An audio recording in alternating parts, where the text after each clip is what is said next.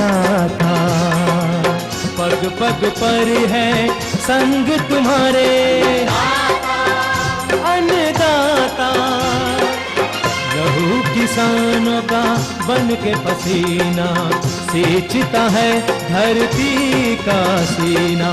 मेहनत का तेरी हक दिलवाने, नई तकनीक नई खोज बताने।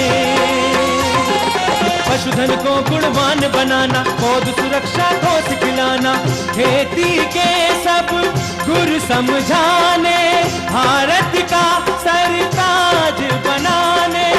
आठों पहर है संग तुम्हारे अन्नदाता, अन्नदाता। नमस्कार, मैं हूं कात्यायनी चतुर्वेदी और आप सभी दर्शकों का अन्नदाता कार्यक्रम में बहुत स्वागत करती हूं। हर रोज की तरह कार्यक्रम में लेकर आई हूं खेती बाड़ी से जुड़ी हुई बहुत सारी लाभकारी जानकारियां। तो फिर चलिए सबसे पहले देखते हैं क्या है विशेष आज के कार्यक्रम में आपके लिए। टमाटर की फसल में लगने वाले रोग और उनका समेकित नियंत्रण, किसानों के लिए किस तरह से उपयोगी है स्प्रिंकलर से सिंचाई,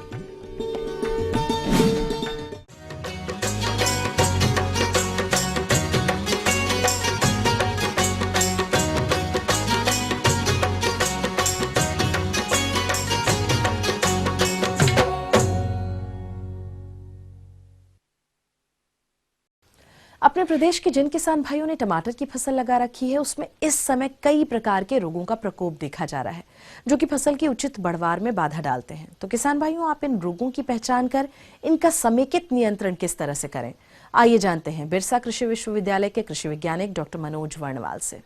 कि टमाटर में कुछ बीमारियां लगी हैं जिसके लक्षण को आपने बता रहा था। उस बीमारियों को रोकने के लिए, रोकथाम के लिए जो करते हैं उसके बारे में आपको बताना चाहेंगे।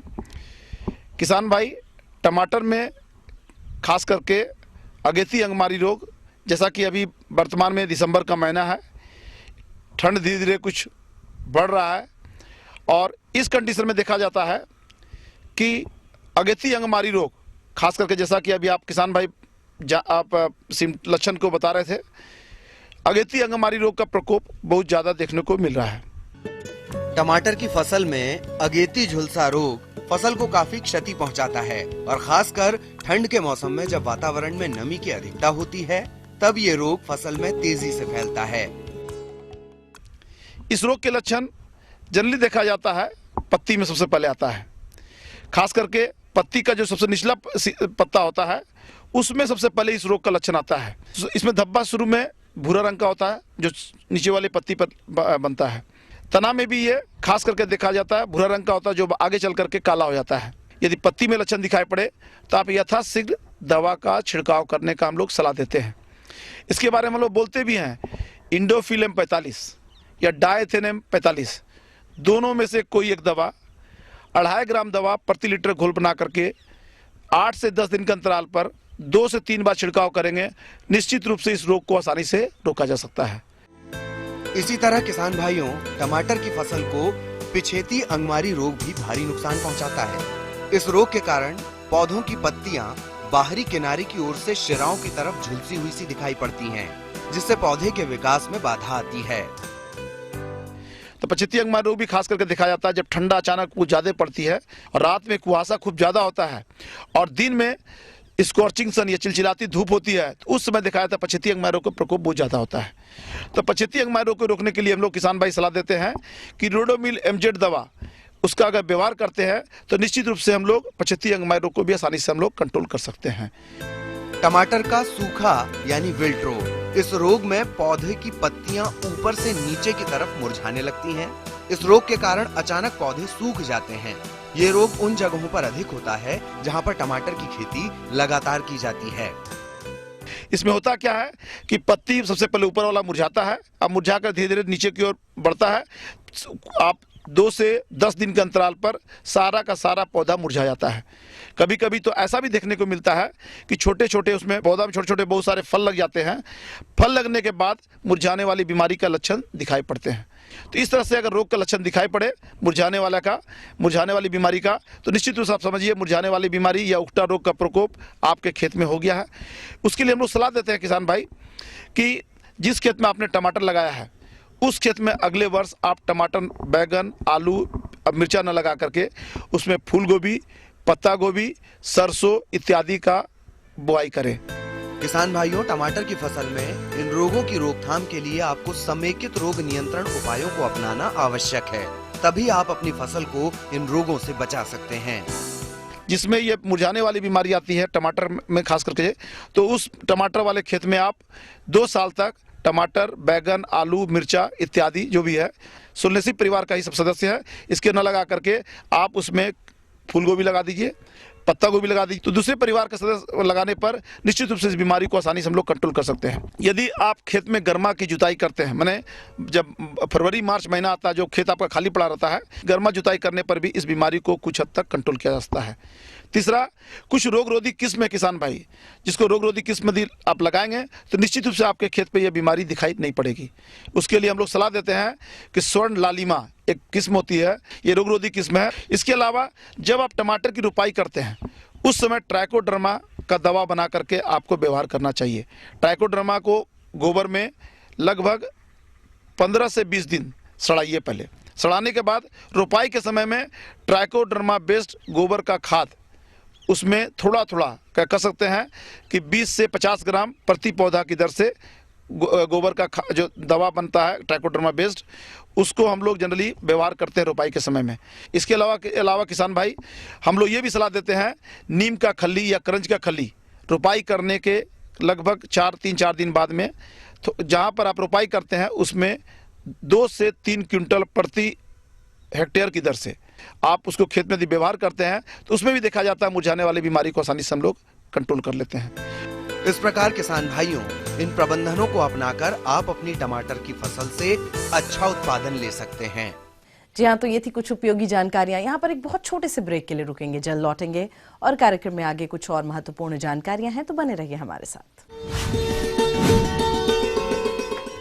किसानों के लिए किस तरह से उपयोगी है स्प्रिंकलर से सिंचाई।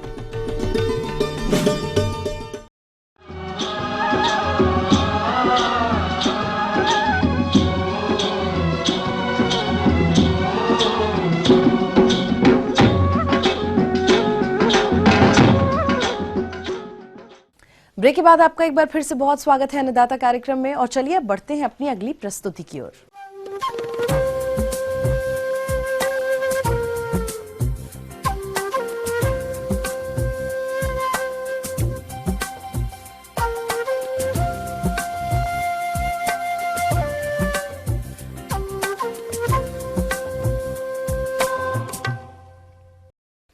प्रदेश में बहुत सारे किसान भाई सूक्ष्म पद्धति के अंतर्गत सिंचाई जल की बचत हेतु कई फसलों में स्प्रिंकलर से सिंचाई करके उपज में बढ़ोतरी के साथ साथ लागत की भी बचत कर रहे हैं। तो इस सिंचाई यंत्र के और क्या क्या लाभ हैं, इसकी जानकारी लेते हैं एक विषय विशेषज्ञ गीत शर्मा से। किसान ड्रिप इरिगेशन पद्धति से परिचित है, साथ ही जो है स्प्रिंकलर पद्धति से परिचित है। सिंचाई की एक दूसरी तकनीक है जिसे हम कहते हैं माइक्रो स्प्रिंकलर पद्धति। इसमें भी पानी जो है फव्वारे के रूप में निकलता है। इसमें भी लैटरल्स का उपयोग किया जाता है, लेकिन साथ ही साथ पानी की मात्रा पे कंट्रोल रखा जाता है और पौधे की आवश्यकता अनुसार ही फव्वारे के रूप में पानी दिया जाता है। तो इससे फ़ायदा ये होता है कि हम कम पानी में ही वही फसल सुविधापूर्वक और उतने ही उत्पादन लेते हुए आसानी से उगा सकते हैं। साथ ही साथ हमारे पानी की उपयोग दक्षता भी बढ़ जाती है। किसान चाहे तो इसे शासकीय विभागों से सब्सिडी भी उनको प्राप्त होती है और उसके द्वारा जो है इसको अपने खेतों पे लगवा सकते हैं।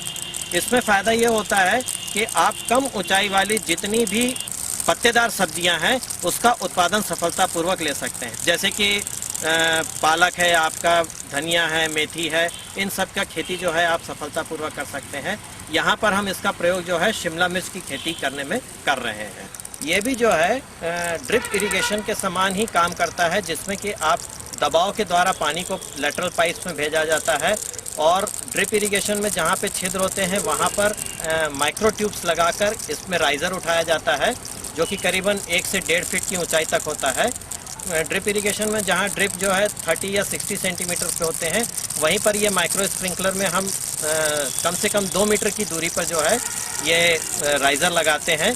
जो इसका फवारा बनता है ये करीब करीब 2 मीटर का एरिया आसानी से कवर कर लेता है। तो आप इसमें जो जितनी भी पत्तेदार सब्जियां हैं उसकी खेती सुविधापूर्वक कर सकते हैं। साथ ही साथ नर्सरी उगाने के लिए यह विधि अत्यंत सुविधाजनक होती है। नर्सरी छोटी ऊंचाई की होती है, तो उसमें हम जब तक नर्सरी 3 से 4 पत्ती की अवस्था होती है, पानी कम देना पड़ता है उसमें, तो वहाँ पे इस विधि का उपयोग सफलतापूर्वक किया जा सकता है। इसमें कम से कम 60 से 70% तक जो है पानी की बचत हो जाती है।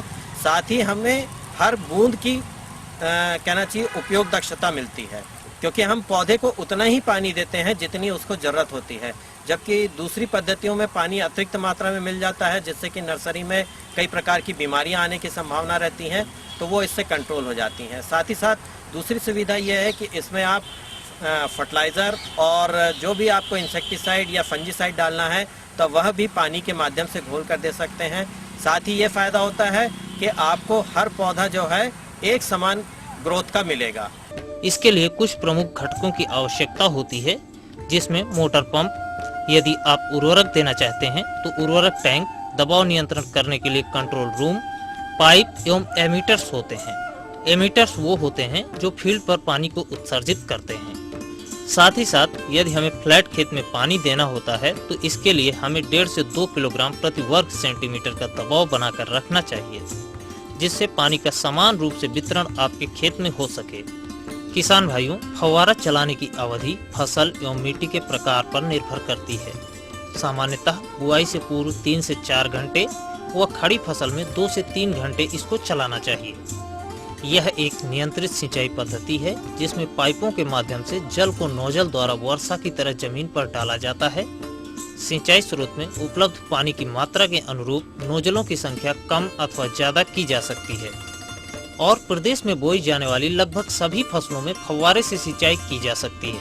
ये जो माइक्रो स्प्रिंकलर विधि है, यह आपके कम ऊंचाई वाले पौधों के लिए ही उपयुक्त होती है, क्योंकि यदि अधिक ऊंचाई वाले पौधे के लिए हम उपयोग करेंगे तो पानी जो है तने से टकराएगा और तने से टकरा के पौधे के समीप गिरता रहेगा, जिससे पौधे को नुकसान होने की संभावना है।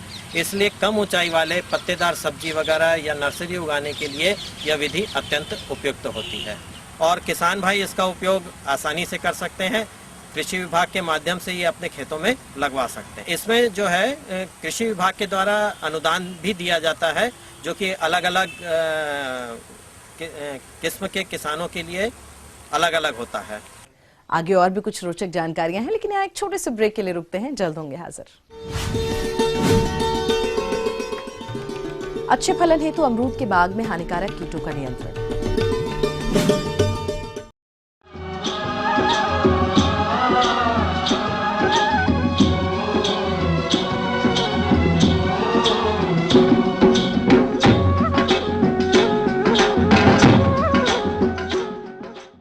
ब्रेक के बाद आप सभी दर्शकों का एक बार फिर से स्वागत है और चलिए अब रुख करते हैं अपनी अगली कड़ी की ओर।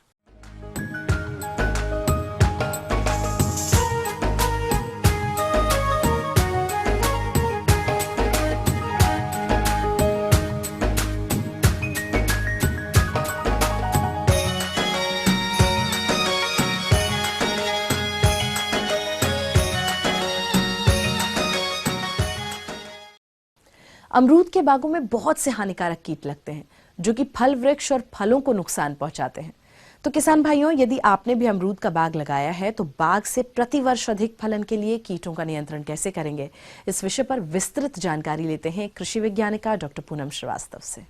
अमरूद के बागों में आजकल फल दिखाई दे रहे हैं और अमरूद की हमारे इलाके में अब अच्छी प्रजातियां होने लगी हैं और अमरूद का फल होता भी बहुत ही पोषण तत्वों से परिपूर्ण है। तो उसके लिए सभी लोग आजकल अमरूद खाने में बहुत ही अच्छा मानते हैं। तो लेकिन इसके साथ साथ एक बात का हम कई बार देखते हैं कि जब अमरूद को छीलते हैं या खाते हैं तो उसके अंदर सूढ़ियाँ नज़र आती है और कई बार तो लार्वी या सूढ़ी भी, एक सूढ़ी भी नज़र आता है। तो 2 तरह के कीड़े अमरूद में मुख्यतः नुकसान पहुँचाते हैं। इसके लिए करना यह है कि कई बार जो सूढ़ी की समस्या आती है वो एक फल मक्खी है, जो फल मक्खी अमरूद के फल के ऊपर अंडे दे देती और उसके बाद में अंडे से बच्चा निकलता है और कई सारी जो सूढ़ियाँ हैं वो अंदर अमरूद के फल को खाना शुरू करती हैं और ये पूरी तरह सड़ जाता है और नीचे गिर जाता है। हालांकि इन दिनों उसकी समस्या कम आ रही है। और एक दूसरी जो सूढ़ी है वो है कि 1 या 2 सूढ़ी होती हैं, वो छेद करके उसमें छेद दिखाई देता है, छेद करके अंदर चली जाती हैं और वहाँ से काला सा और उसका जो स्कीटा है यानी कि जो मल जिसे कहेंगे वो निकलना शुरू हो जाता है। तो उस तरह की समस्या भी वो कच्चे फलों में जो पक्के मतलब जिनकी सतह कठोर होती है उसमें नज़र आता है। तो ये दोनों ही जो सूढ़ियाँ हैं वो काफ़ी हद तक बिक्री को प्रभावित करती हैं और फलों को प्रभावित करती हैं। तो सबसे पहले काम हम इन महीनों में क्या कर सकते हैं, उसके लिए आपको करना है कि अपने बाग की समुचित सफाई पर आप ध्यान दें। रसायनों के अगर यूज़ करना ही चाहते हैं तो हम एक आसान सा तरीका बताते हैं जिसका नाम है मिथाइल यूजिनॉल बॉटल ट्रैप। कुछ नहीं करना है, इसमें एक प्लास्टिक की बोतल लेनी है, आप रसायन ले लीजिए डाइक्लोरोवास, एक मिथाइल यूजिनॉल नाम का रसायन मार्केट में आसानी से उपलब्ध है उसको ले लीजिए, और एक अल्कोहल स्प्रिट जिसे कहते हैं अल्कोहल। 3 चीज़ें आपको लेनी है। इनका जो आप अनुपात रखेंगे वो रखेंगे 6:4:1। यानी अगर आप 4 ml मिथाइल यूजिनॉल डाल रहे हैं तो 6 ml आपको अल्कोहल डालना है और 1 ml आपको डाइक्लोरोवास। इन तीनों चीज़ों का आपको घोल बना लेना है और किसी प्लास्टिक के बर्तन में रखना है।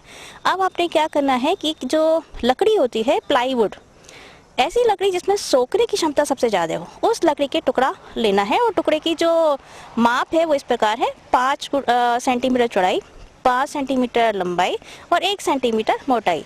तो आप जो है इस चौकोर टुकड़ा जो है बना लीजिए और इन टुकड़ों को आप उस घोल में भिगा दीजिए। जितने टुकड़े आपको चाहिए उस हिसाब से आप मात्रा बना सकते हैं। अब 24 घंटे तक इन टुकड़ों को आप इस घोल में रखेंगे डुबा के। अगले 1 या 2 दिन में जब आप देखेंगे कि टुकड़ों ने पूरी तरह से वो घोल सोख लिया है तो अब आप डोरी की सहायता से उसको बांध लेंगे। अब बांध के क्या करना है, हम एक प्लास्टिक की बोतल की बात कर रहे थे, आप बिस्लरी की या पानी की जो भी बोतल होती है प्लास्टिक की उसको ले लेंगे, उसमें एक चौकोर कट बनाएंगे बीचों बीच में और उस चौकोर कट में से इस लकड़ी के टुकड़े को डाल के और धागे से ऊपर खींच लेंगे। अब क्या करना है कि इसको आपने लटकाना है 20 पेड़ों के बीच में एक ट्रैप। ये ट्रैप तैयार हो गया है और 20 पेड़ों के बीच में एक ट्रैप काफ़ी है और ये लगभग 1 महीने तक चलता है। आप दूसरे दिन से देखना शुरू करेंगे कि जो फल मक्खी का वयस्क है वो इसके अंदर आना शुरू हो जाएगा। मिथाइल यूजिनॉल जो रसायन है वो जो है कीड़े को आकर्षित करता है और डाइक्लोरोवास कीटनाशी है। जब आकर्षित होकर कीड़े इसके पास आएंगे बॉटल में तो डाइक्लोरोवास उनको अपनी गंध से मार देगा। फल भेदक भी लग जाता है। अब फल भेदक जो है वो कच्चे फलों में स्टार्ट करता है, तो इसके लिए आप ध्यान रख सकते हैं कि शुरुआती तौर पर जब फल छोटा होता है उस समय अगर आपको दिखाई दे रहा है कि अगर उसमें छोटे छेद हो गए तो उन छेदों को इकट्ठा कर लीजिए, छेद वाले फलों को, और उनको नष्ट कर दीजिए या किसी गाय को या वैसे ही आप इस्तेमाल कर सकते हैं, उन्हें अलग कर दीजिए। दूसरा, अगर बहुत ही ज़्यादा समस्या अगर सूढ़ी की आ रही हो तो आपने करना ये है कि बहुत ही जो कम हानिकारक रसायन है आप उनका इस्तेमाल करेंगे। जैसे कार्बारिल आप कर सकते हैं, मोनोकोटोफास कर सकते हैं 2 मिलीलीटर प्रति लीटर पानी की दर से। लेकिन ध्यान रखना है कि फल जब छोटा है उसी समय इस्तेमाल करना है। जब फल पक जाएगा तो उस समय किसी भी कीटनाशक का आप छिड़काव नहीं करेंगे।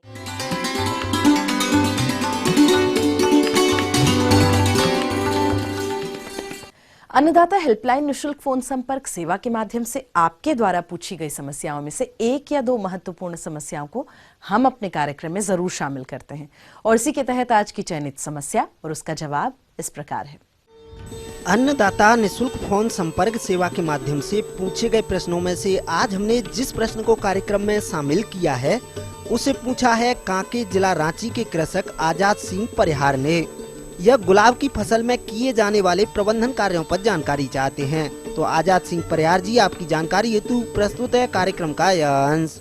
अब इस समय जो भी किसान भाई हमारे गुलाब की खेती कर रहे हैं सलाह दी जाती है कि उसको जल्द से जल्द एक बार कटाई उसकी छटाई कर लिया जाए, अच्छी तरीके से उसकी ट्रेनिंग कर दी जाए।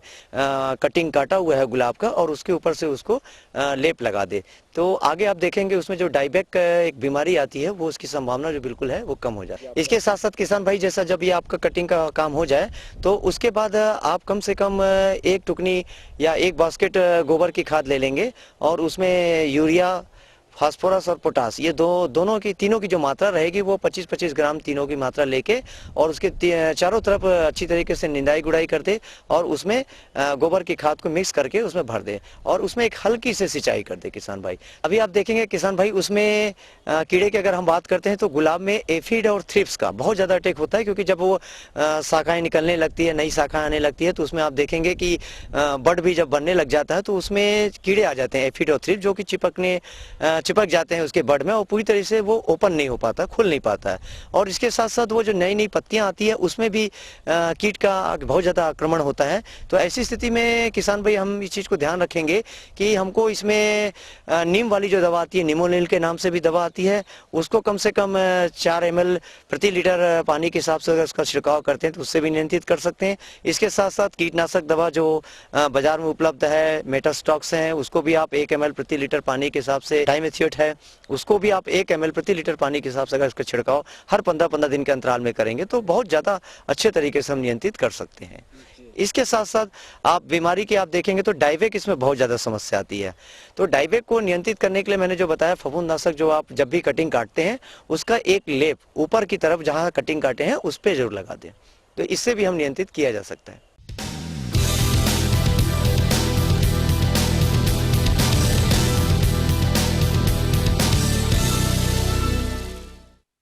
राज्य की विभिन्न मंडियों में कृषि उत्पादों के चढ़ते उतरते बाजार भाव की संक्षिप्त जानकारी इस प्रकार है।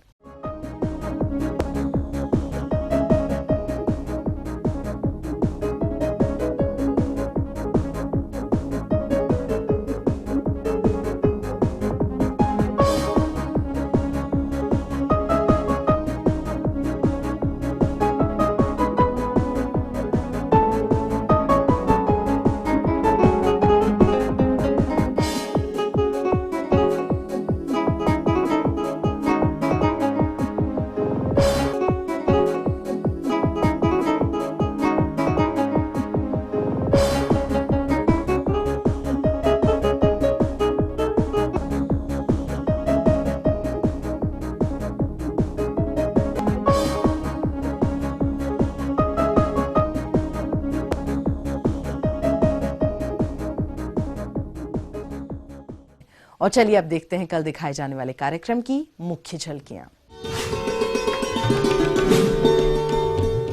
पपीता के बाग में कई फसलें उगाकर किसान ले सकते हैं अधिक आय। बाजार मांग के अनुसार किसान भाई कैसे करें अच्छी क्वालिटी का गुड़ तैयार। तो हम ये उम्मीद करते हैं कि आज का कार्यक्रम आप सभी दर्शकों के लिए बेहद उपयोगी रहा होगा। किसान भाइयों, अन्नदाता आपकी सेवा के लिए संकल्परत है और कृषि संबंधित समस्या और सुझावों के लिए आप हमें इस पते पर संपर्क भी कर सकते हैं। तो चलिए हमारा पता नोट करिए। प्रोड्यूसर अन्नदाता, ETV Bihar Jharkhand, Ramoji film city Hyderabad 501512। साथ ही आप हमें ईमेल भी कर सकते हैं। हमारा ईमेल एड्रेस है annadatabihar@etv.co.in। और इसके अतिरिक्त आप हमें निःशुल्क हेल्पलाइन नंबर 180010845999 पर सोमवार से शनिवार के बीच में सुबह 10 बजे से शाम 4 बजे के बीच कभी भी संपर्क कर सकते हैं। तो फिलहाल अन्नदाता की पूरी टीम को दीजिए इजाजत। कल फिर इसी समय आपसे होगी मुलाकात कृषि संबंधित कुछ और रोचक महत्वपूर्ण जानकारियों के साथ। तब तक के लिए नमस्कार।